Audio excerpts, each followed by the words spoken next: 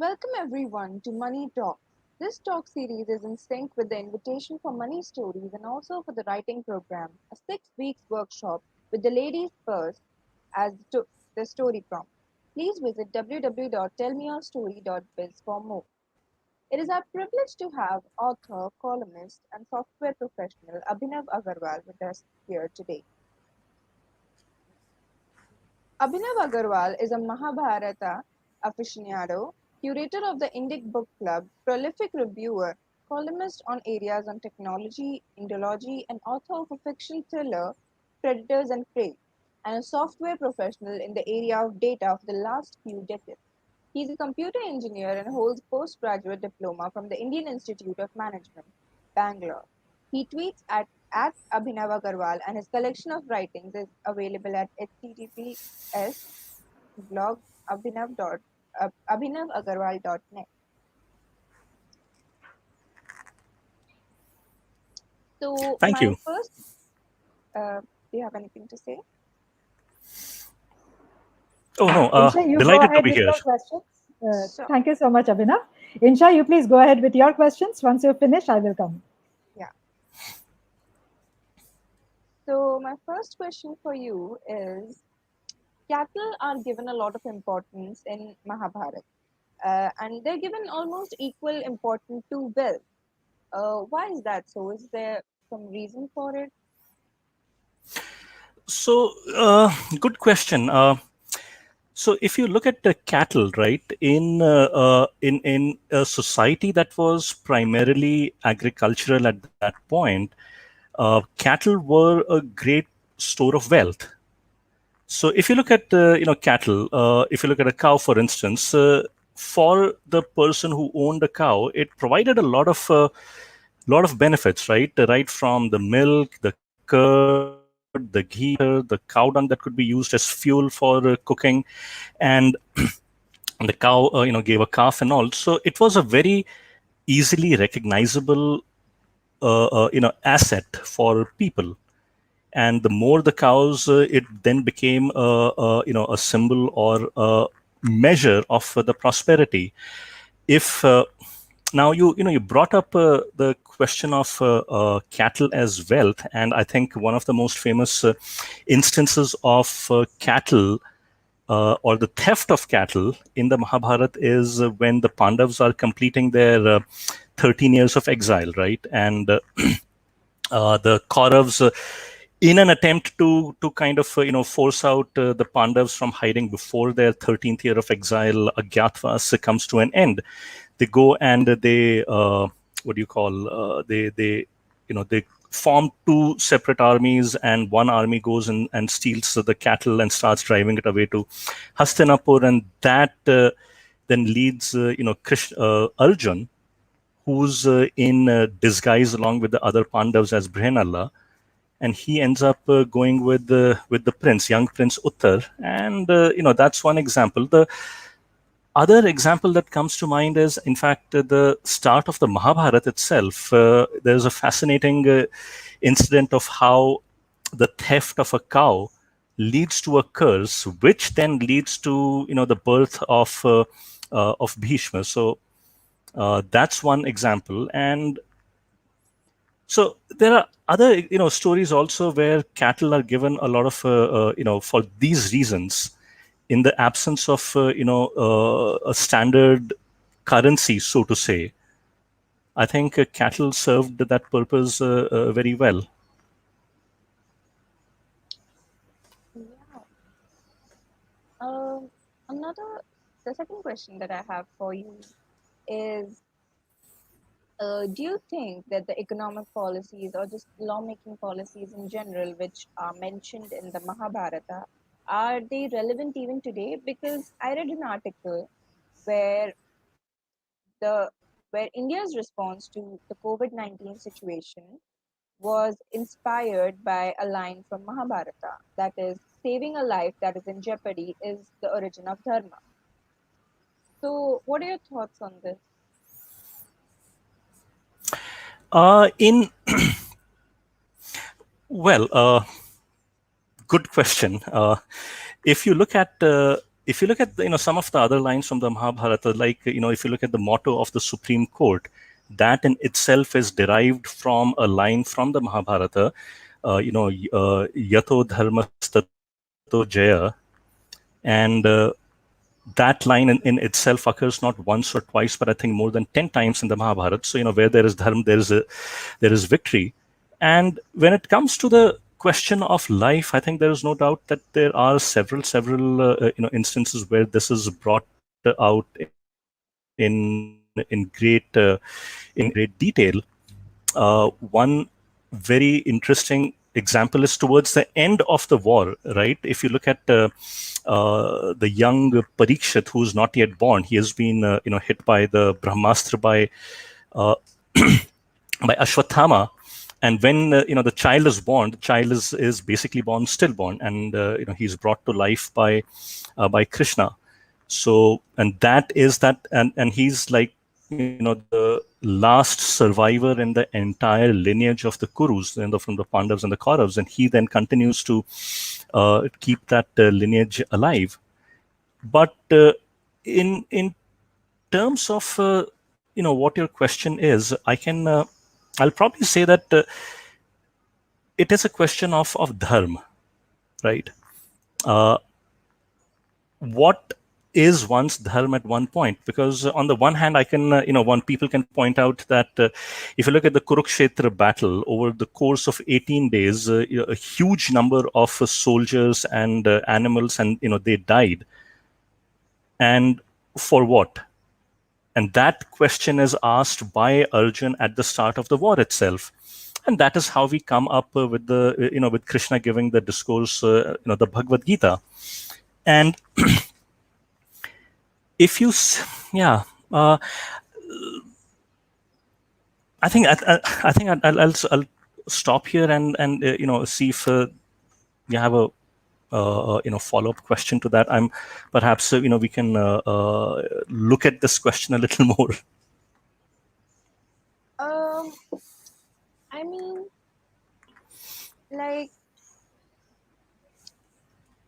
do you think that policies and everything that are being made, like laws and in our constitution, which are being framed, can they be inspired or at least influenced a little by events that had happened in Mahabharata or any other epic? They should be. I'm not sure to what extent our constitution resembles or has any of the wonderful teachings in our epics. And if you take the Mahabharata itself, which in itself is a whole different conversation one could have. If you read the preamble or if you go through the constitution, I'm not sure. I mean, the preamble we all know doesn't contain the word dharma in it.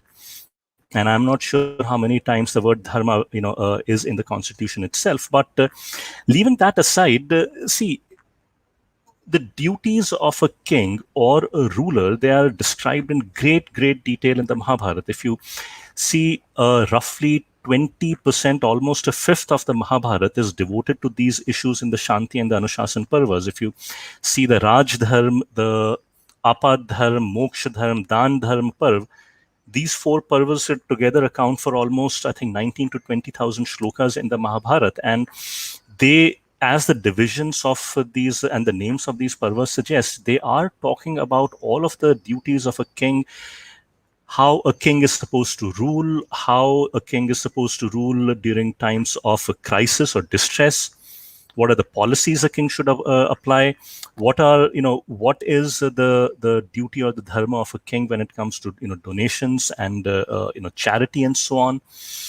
So there is enough there. I mean, if you take just one example, again and again in the Mahabharata, it is mentioned that taxes, for instance, should not be more than a sixth. So the sixth of a produce should be given to the king by way of taxes. Now, if you consider the situation in India, we have how much in the early 1970s and 1972, 73 or thereabouts, the income tax rate was 97.5%, the highest tax rate, which meant that if a person earning more than a certain amount of had a certain amount of income, For every rupee the person earned, he was supposed to give 97.5 paise to the government. I'm not sure where people got that idea from. And even today, the if you're earning more than, I mean, a huge amount of money, you're still, I think your income tax rate is about 42%.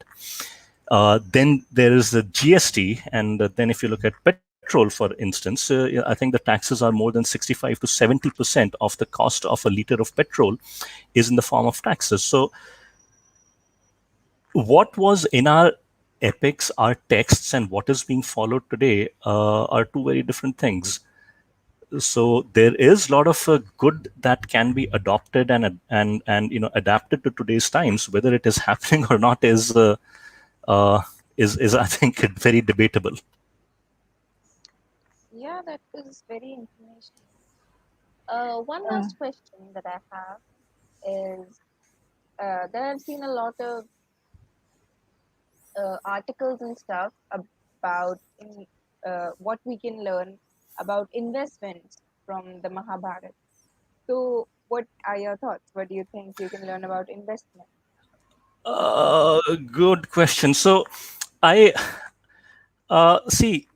It's sort of interesting. I looked and I saw a couple of articles that talk about investment lessons from the Mahabharata, and I'm not sure the Mahabharata was ever written as an investing 101 or a guide for dummies and all. And I think people are trying to force fit,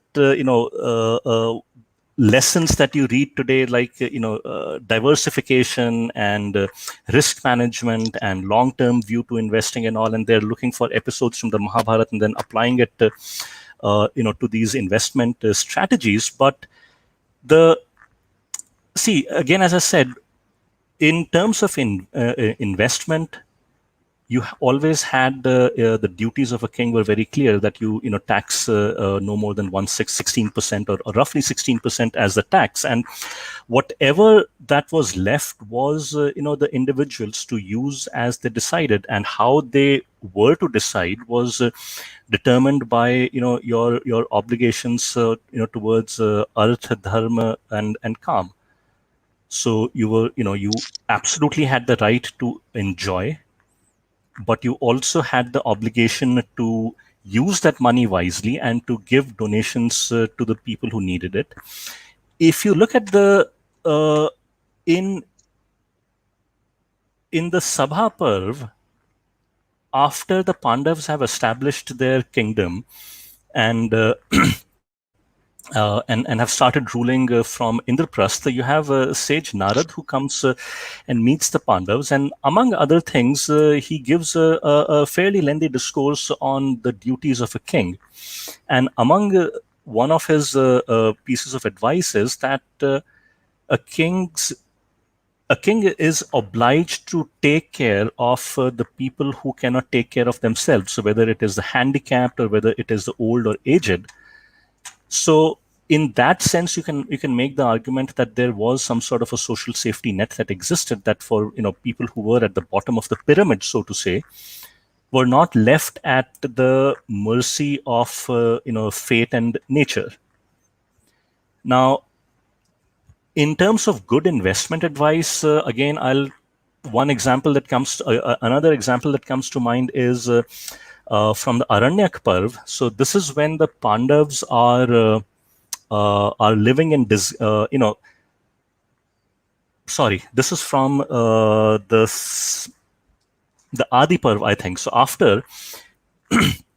uh, after they have the Lakshagraha happens, and they have to leave and live for some time in disguise, they come to this this village town of Ekchakra, and they live at the family at the house of this poor Brahmin who lives with his wife and kids. And then it turns out that one day it is that Brahman's family's turn to give food to Bakasur, which essentially meant not only taking food, but a human who went and to take that food into the forest for Bakasur was also going to, he was considered part of the sacrifice, the food that was sent to the Rakshas.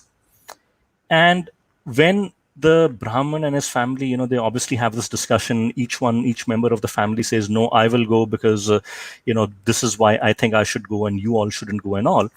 one of the things that the family says is that when one should first select a king and then select a wife, which means that the lesson in there is that first decide to stay in a place where the king is just, the king is kind and compassionate, and only then decide to start a family, get married, have children, and so on. So the implication is very clear and straightforward there, that see, again, if you were to force fit to modern times, you can make the case that one should one should look at countries which have a stable tax regime, for instance, where the rule of law is followed, where, in modern parlance, people will say that where contracts are enforced, and so in ancient times, this was, put in much simpler words, that make sure that the king is just and follows dharma, and then, start a family. And they said that the reason why they were facing all of these difficulties were because the king had abandoned his duties. He had essentially, metaphorically and literally, let the people, thrown the people of his kingdom to the wolves. In this case, the wolf was a was a rakshas. Right. So that's So, all I had, all the questions that I had for you. Thank you so thank much. you, Insha. Insha comes back to wind once I am done with my questions. And Abhinav, the questions that I will ask you right now is to put to perspective some of the disturbing episodes from the Mahabharata when it comes to especially the story. And we can discuss the philosophy or we can discuss the interpretation, whichever way we can put the perspective. The first thing that came to my mind is Draupadi's Vastraharan, where Yudhishthir, being the Dharmaraj, had shown a lot of entitlement towards his brothers and his wife, who were human beings, and had put them up for stake. And practically, if I put it in layman's words, he had commoditized human beings. Uh, it is a very disturbing episode from the Mahabharata, and I would invite you to share perspective on this, because whoever reads the epics does have a lot of question on this part of the storytelling. Of course, I mean, this is, if you look at it, the Dyut Parv is a pivotal episode in the Mahabharata, right? Hmm. And as is the case with a lot of things in the Mahabharata, Vyas is deliciously, non-judgmental in a lot of cases. He's not telling Hmm. us this is good, this is bad, this is evil, this is not to be done, this is condemnable, and all. He puts the events out in front of us and then invites us to, interpret, analyze, make judgments, and all. Now, if you look at the Dyut Parv, right? So we know a few things. First is that Yudhishthir was not very skilled at gambling. Hmm. This much was known. The second was that Duryodhan was filled with envy and this desire for revenge, right? So we know why, because at Indraprasth, he felt humiliated when he fell into the water. Hmm. And, Duryodhan and others laughed at him when he fell into the water. So that was one. But even before that, his envy was, had been ignited when he witnessed the wealth that was being distributed by the Pandavas at the Rajsuya Yagya. So among the duties given, so these people, the Kauravas who came to Indraprasth, they were given different duties. Vidur, I think, was put in charge of the treasury, and Duryodhan, ironically enough, he was given his task was to receive all the gifts and the tributes that came from the different kings. Uh, Again, it's one is tempted to wonder whether this was not done by design or this was just accident. Hmm. I mean, knowing Duryodhan's nature, why would you put him in charge of receiving all the gifts? And Duryodhan says, my arms were aching by the time I had ended receiving all the gifts. And he says that uh, about 1 lakh, whenever 1 lakh Brahmins had been fed, a signal went out for everyone to hear through, the blowing of conch shells. And Duryodhan tells Shakuni that all I could hear were conch shells blowing all the time. So you have these two very interesting things happening, and then they are invited for a game of dice. And then I think there are something like 15, 16, 17 rounds of dice that happen. And Yudhishthir loses every single stake. He loses every single stake, right? Starting from, small pieces to his entire army, his entire treasury, all his servants, all the people in his kingdom. He loses everything. And then he ends up losing himself, his brothers, and finally his wife, Draupadi, right? Yes. So there is no way this is, acceptable. And then you have this very interesting thing as to, okay, so fine, what Duryodhan and the Kauravas did was wrong. What Yudhishthir did was wrong. His brothers couldn't speak up because, well, they were his brothers out of respect or whatever. They didn't speak up at that point. What about the others in the assembly? Because remember, you had who did you have? You have Dhritarashtra, you have Vidur, you have Bhishma, you have Dron, you have Kripacharya, and others. And there are only two people who speak up against this. One is Vidur, who's unambiguous that this is wrong, and the other one is one of the Kaurav brothers who says that this is what my brothers have done is wrong. So now I think one of the questions that remains unanswered in the text is the question that Draupadi asks: who did you lose first? And she asked this question to everyone, including Yudhishthir, including the elders. Who did you lose first? Did you lose yourself or did you lose me? In fact, Duryodhan asked the same question to Yudhishthir, and Yudhishthir does not respond. He does not respond. He keeps quiet because look at it this way. How do you answer that question? Did Yudhishthir lose himself first? Because if he lost himself first, then he had no right to stake Draupadi. Because a person who has lost himself has no rights over anything. He has no rights to property, he has no right to anything. On the other hand, if he had not lost himself and he staked Draupadi, then what does it say about Yudhishthir, who, despite having something at stake, still ended up staking his wife rather than himself? So this is, and when asked this question, Bhishma's response is very, interesting. He says dharma is subtle. He is unable to, for whatever reasons, he's unable to give an unambiguous response. This is wrong. The only person who does so is Vidur. He says this is absolutely wrong. This is adharm, and then he storms out of the sabha. Now, the other point is the commodification of women. Now, see, if women were treated as a commodity, you wouldn't have had the Mahabharata and the war take place at all. Because you don't go to battle over something that's a piece of commodity to be traded, exchanged without second thought.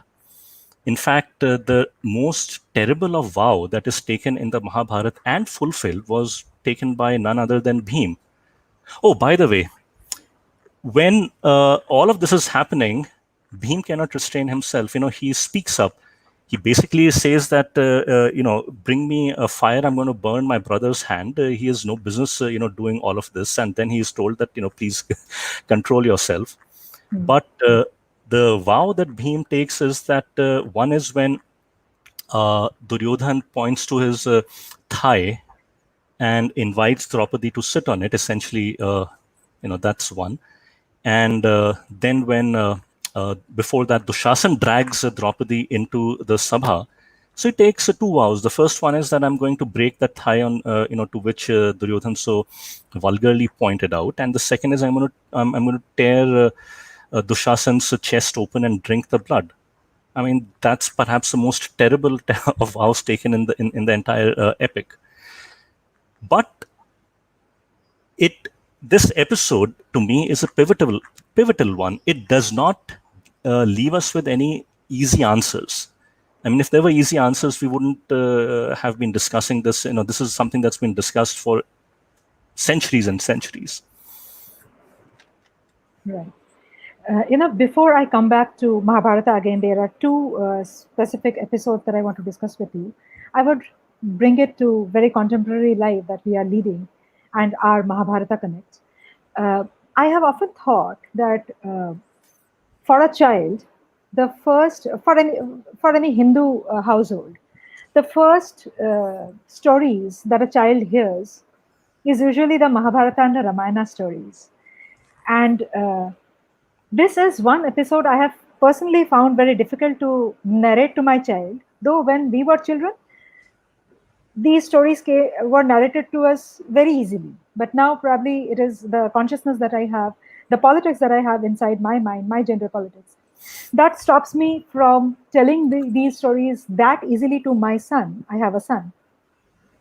Simply because I feel that generation after generation has fed into such kind of stories, not explained properly to the child, and they have probably grown up with that sense of entitlement that the man can do this to his wife.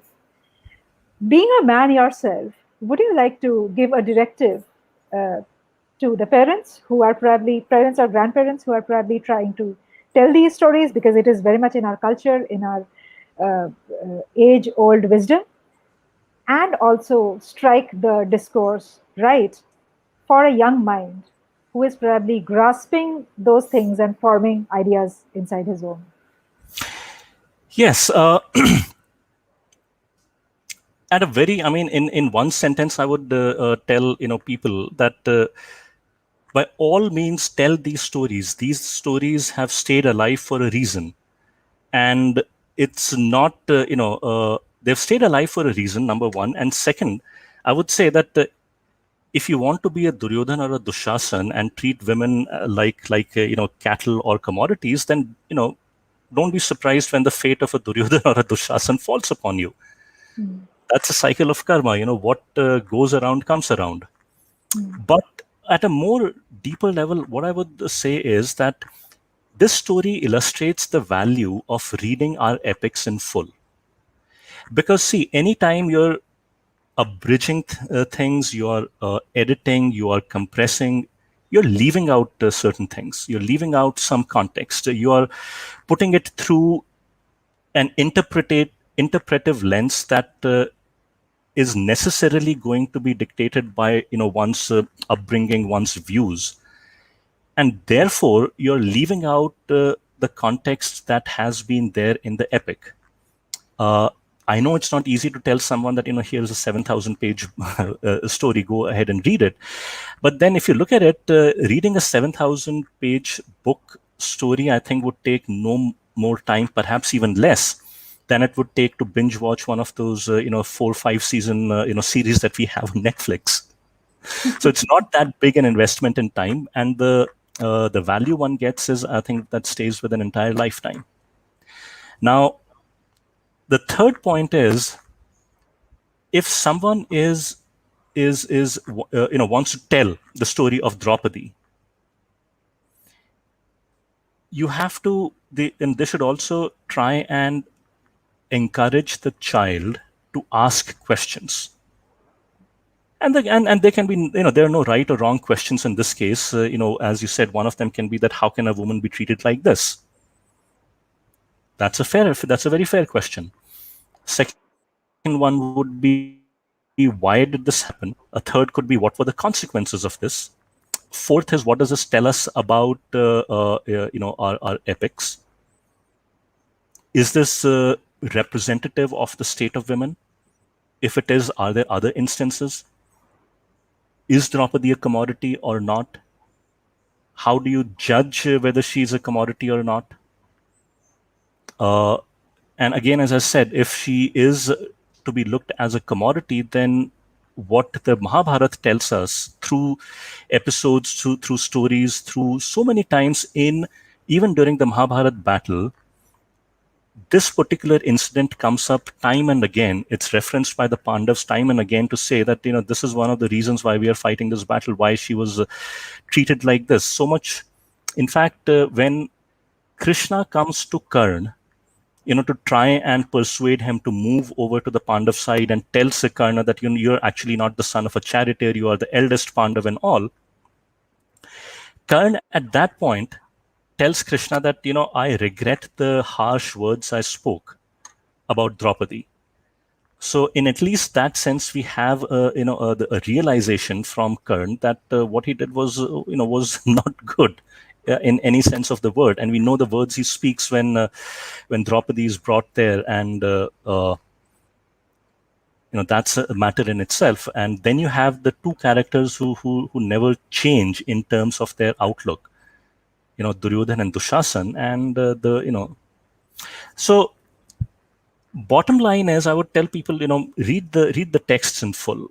There is a lot of context that is present. There is a lot of not directly but indirectly, there's a lot of episodes that can tell us something about women, that can tell us something about Draupadi herself.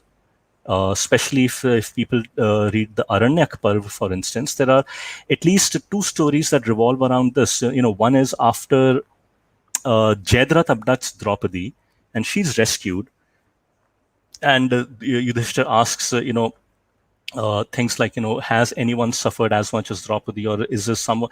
So there are two episodes where we are told in great detail about two other women. One is about Sita through the Ramapakhyan Parv, and the other one is about Nal and Damayanti. True. Abhinav, I'll bring you to two questions now, one after the other, and both are on Dronacharya.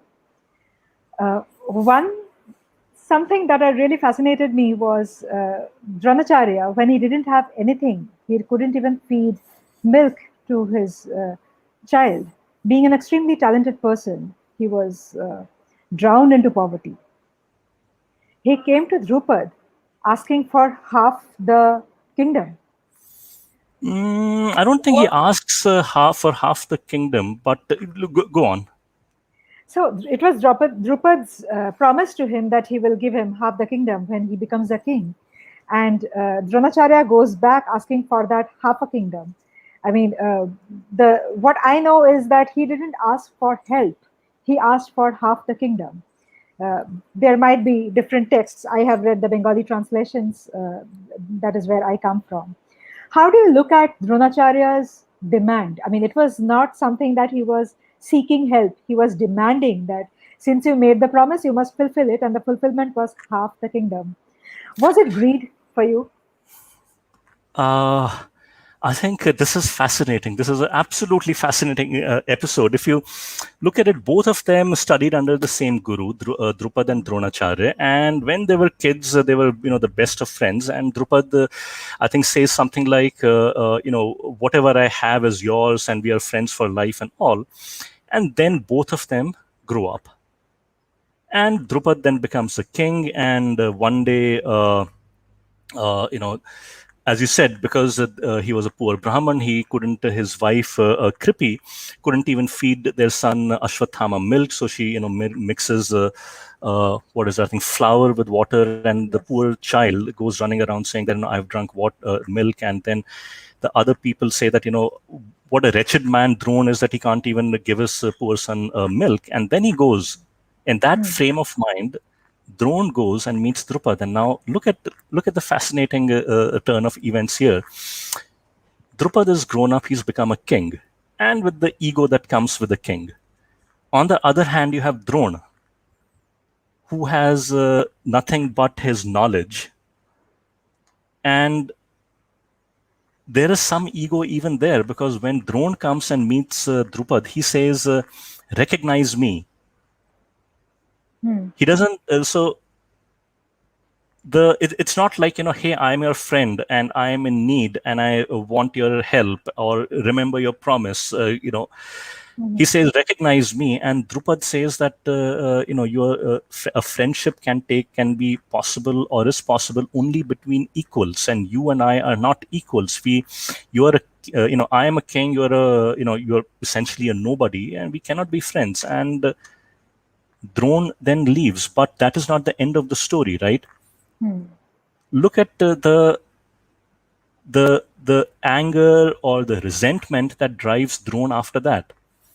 He goes and becomes the teacher of the Kuru princes, the Pandavas and the Kauravas. And once their education is complete, what does he ask as Guru Dakshina? He says, "Bring me Drupad." And then when the Pandavas succeed and they bring Drupad back as a prisoner, Drone takes half the kingdom, gives him back half the kingdom, and says that I hope we can be friends now. Hmm. I mean, that that is a taunt. And what does Hmm. Drupad do? He, the fire of anger and and resentment and revenge now burns at Drupad's end, Hmm. and he goes and approaches Yaj and Upayaj to do a yagya that will bring them a son who will kill Drone. And Hmm. out of that fire, then you have the Dhrishtadyum and Draupadi. Draupadi. But that is also not the end of the story, right? Because in the Mahabharat war, what happens? Drone ends up killing Drupad. Hmm. Dhrishtadyum ends up killing Drone. Hmm. And what does Drone's son do? Ashwathama. After the war is over, he goes and enters the tent of Pandavas. the Pandavas, and he kills Shakuni. I mean, sorry, he kills Shikhandi. He kills Dhrishtadyum. He kills the five sons of Draupadi. I mean, look at one simple episode and the kind of cycle of revenge and resentment that it breeds. Sure. It's a tragic illustration, a brilliant but tragic illustration of what egos can do, what havoc they can wreak. Sure. My last question, Abhinav, again on drone, which is the Ekalavya episode. Yes. Ekalavya had learnt whatever he could with an idea of drone. It was not drone. He had learnt whatever he did with an idea of drone. And drone comes and seeks his thumb as Guru Dakshina. Now, when it comes to this Guru Dakshina, I do at times wonder that teaching those days, or the way the role of the Guru has been described, is a very noble work. Not every, I mean, at least in the epics, the Guru has not been shown as a moneymaker, unlike what it is today. Guru was a very noble job. It was giving. It was all about giving, thankless giving. Dronacharya is asking for everything that Ekalavya had possessed by his personal dedication, that somewhere leaves an imbalance, and a have suddenly becomes a have not. How do you look at this kind of a equation? Which, I mean, why this Guru Dakshina? Of course, I understand the political reason of it. The emotional reason of it is something that I would love to explore with you. Again, a fascinating episode, right? I would ask the question. Eklavya was well within his rights to refuse. Number one. Yes. Number two, uh, I think, and I may be mistaken about this, but I'm reasonably sure, Eklavya is killed by none other than Krishna. Hmm. And I think Krishna says that among the warriors who could have, defeated you or at least been an equal, Eklavya was one, and therefore he had to be removed out of the way. And then if you look at Drone's promise that I will make you the best archer in the world, there are, as the saying goes, there's more than one way to bail a cat. And Yes. Drone was not tied down by as noble ideals as someone like say Bhishma, Hmm. because Bhishma tells Duryodhana at the start of before the start of the war that I will kill so many soldiers from the Pandav army every day, but I will not kill the Pandavas. Drone doesn't take any such vow. In fact, it is Drone who tells the Kauravas on the 13th day how to kill Abhimanyu. Hmm. So Drone was, for lack of a better word, I would say Drone was a more pragmatic person who believed, in ends more than means. Hmm. Right. So I understand, Abhinav, that not of everything that we have discussed till now can have a final answer. And these stories will probably be dug out and explored and discussed again and again and again. And I am so fascinated and so much interested to see that discussion going as I age, maybe. Oh, absolutely. I mean, again, I think the lessons that we learn from the Mahabharata differ from time to time in the sense that, 10 years back, the learnings that I would have had are different from what I take from the Mahabharata when I read it now. And the the my single takeaway, or two takeaways, actually not single but two Right. takeaways, have been, for lack of a better word. One is, read the original or read the unabridged. And as you know, uh, I and many others have read Sri Vivek de Broy's unabridged translation, and he says, many times that read, if you can, read the original. There's no substitute to reading it in the original. But given that knowledge of Sanskrit is not as widespread, unfortunately, today, I think the next best thing is to read an unabridged translation, a faithful unabridged translation, and I think this is probably the best out there.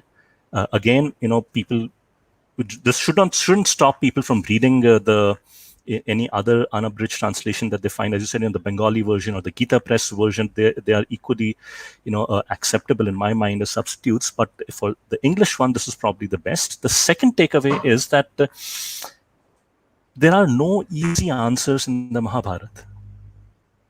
And this is something that Bhishma and so many other people say, that dharma is subtle, and which is why we have so many dilemmas presented before us, as we talked about a few of them, like Eklavya, like Draupadi, like Drona and Drupad, and there are at least hundreds of other such instances. It invites, I think, as you said, it invites a maddening deep dive into the epic again and again. And it's one of those topics that I think we all can, on the spur of the moment, end up having an hour-long discussion without realizing it. True that. Thank you so much, Abhinav. I mean, I can't tell you how much I enjoyed this discussion because these things are very close to my heart, and you have a truckload of knowledge when it comes to the philosophical texts, the ancient Hindu texts. Thank No, you no, so much for taking our time for this. no, my pleasure, Coral. Very, very, uh, engaging questions. And I just thought I'll end on one point. So, this question about Draupadi, right? This is something that that that didn't end with the Mahabharata itself. And as we are told that Ved Vyas, he wrote the Purans of, along with the Mahabharats and compiling the Vedas. But the Markandeya Puran actually begins with this question itself about Draupadi. So that to me is a sign that these questions have lived for ages and ages. I mean, if they were, if these were black and white and they had no subtleties, complexities to it, I don't think anyone would have, Even noticed it. noted or bothered to discuss or debate these questions. But and I think probably in the time to come, we'll still be debating these topics. Absolutely. Thank you so much. And Insha, would you like to wind up? Yeah. Thanks everyone for attending Money Talks with Abhinav Agarwal. This talk series is in sync with the invitation for Money Stories and also for the writing program, a 6 weeks workshop with Ladies First as the story prompt. Please visit www.tellmeyourstory.biz for more. Thank you and good night. Thank you. Thank you.